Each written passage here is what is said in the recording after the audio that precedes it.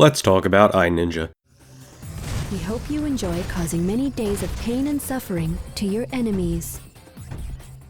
A little background here. When I was in the 3rd grade, I got this game called iNinja for the original Xbox. Fun, but related fact, I didn't actually own a PlayStation 2 growing up. My uncles, who are more like older siblings because there was a roughly 10-year age difference between us, did, and I played a lot of PS2 games back then. But I personally owned an original Xbox. Luckily, the hack-and-slash 3D platformer iNinja, the game we're talking about today, is one of those nifty cross-platform games. So I was able to get this on PlayStation 2 since my original Xbox has long since upgraded itself to brick status back in 2017. iNinja is another one of those games that I played as a kid and loved, and by loved, I mean white-knuckled through the first few levels before hitting a brick wall because I didn't possess the requisite skill needed to continue the game after that robot boxing section made me its bitch a few too many times. Now I'm much better at video games, so to flex on 8-year-old Creamy who couldn't even beat easy games like Ninja Gaiden Black, I decided to play through this game in its entirety and make a video review for it. If you've been counting, this is the 3rd Ninja game I've reviewed on this channel. It certainly won't be the last, because if there's one thing that gets me hard, it's ninjas. And Brazilian fart porn, but they haven't released a PS2 adaptation of João and Marcia's Stinky Afternoon yet. Or at least, not to my knowledge anyway. So does this game measure up to the other ninja games I've reviewed on this channel, or is it just a piece of refuse that doesn't deserve the word ninja in the title? Let's find out.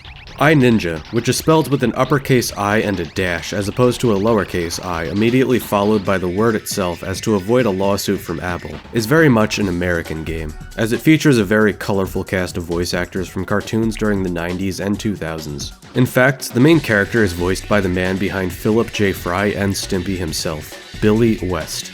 His characterization of our main ninja, whose name is simply Ninja, as this game follows the Mandalorian school of character naming, definitely lives up to the pedigree of this voice actor, and I found myself chuckling at the many humorous moments in this game. You see, the story isn't really anything to go crazy over, as it's the classic platformer story of, find 5 shiny rocks so you can get power and the other guy doesn't because he's mean. But the writing is very high quality. I especially love the interactions between the ninja and the sensei, whose name is also just Sensei. Master, you're dead. Your grasp of the obvious astounds. It wasn't my fault. At last, I am free! Ninja, you are wonderful! I want a hug! I also love this game's graphics. They're very cartoonish and easy on the eyes, which means this game has aged gracefully. I was always more fond of stylized graphics from this era of gaming anyway, because more realistic graphics didn't quite kick in until the 7th generation. However, you might be mistaken into thinking this is a game for children. It's really not. Though it has a cartoony art style and more childlike sense of humor, it's actually quite violent, at times bordering on visceral. But I'll get back to the visceral part later. This game feels like more of an homage to the children's cartoons of the late 90s and early 2000s, and it feels marketed towards a more teenage audience, who would have remembered those shows by the time 2003 rolled around, which is when this game was released. I was obviously a lot younger than this target demographic at the time, being born in 1998, so a lot of these references flew over my head, even though I did watch these shows and did find this game to be quite the humorous piece of media when I first played it. That's pretty much the story and the atmosphere in a nutshell. Now, how does the actual gameplay hold up?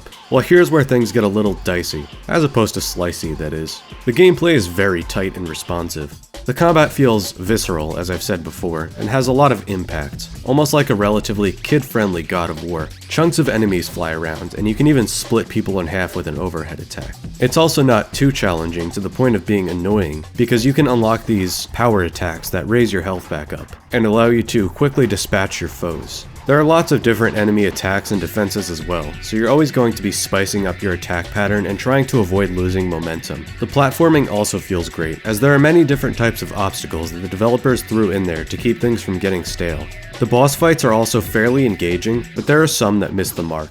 I'm mostly referring to that giant robot boxing match that was hyped up for the entirety of Chapter 1, but most certainly did not live up to expectations. That was a frustrating and tedious fight. The final boss was also easy, but the penultimate, and if you don't know what penultimate means, that's just virgin for second to last boss, was much more difficult. There's nothing wrong with this in my eyes, because I don't mind a smooth final boss whose mouth I can just dip my balls into with little to no repercussions to round out my experience of the game. In fact, lots of other games did this, such as Demon's Souls, Ninja Gaiden Black, and Devil May Cry 5. I'll tell you, nothing felt better than having a tough time against that final boss in Devil May Cry 5 in the first section, then dunking on him and taking his lunch money in the second section. So what exactly is wrong with this game then? It's repetitive as hell. They rarely throw in new enemy types besides the occasional pack of dogs, Turtle Man, Ranks Captain, whatever these lady ninjas are called, Rocket Men, and regular ranks of varying health and offensive capabilities. That's just a drop in the ocean of anal sauce that is this game's repetitive nature, however. The worst part about this game is having to repeat the same damn missions over and over again in order to get the next belt so you can progress to the next stages. That's right, it's one of those. I wouldn't mind something like this if they made the challenges interesting.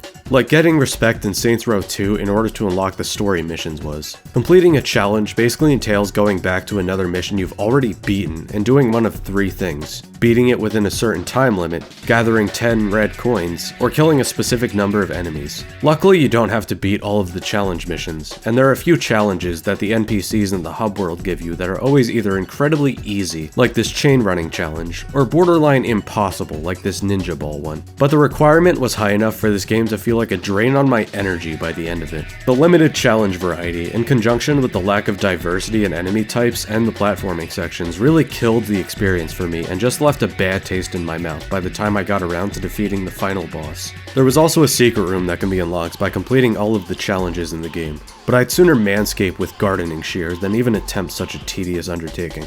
To conclude, iNinja is a game that I'd recommend on the condition that you just play it until you get bored.